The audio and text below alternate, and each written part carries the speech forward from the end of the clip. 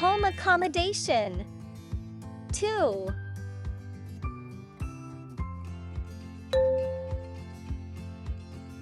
What part of your home do you like the most?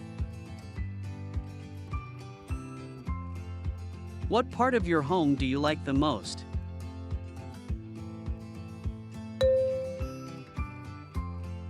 How long have you lived there? How long have you lived there? If you are looking for more questions and strengthen yourself for the test, subscribe to our channel and like the video to be the first to see the latest videos.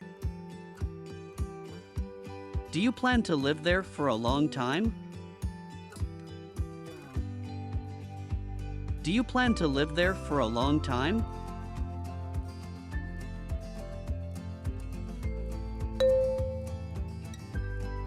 What's the difference between where you are living now and where you lived in the past? What's the difference between where you are living now and where you lived in the past?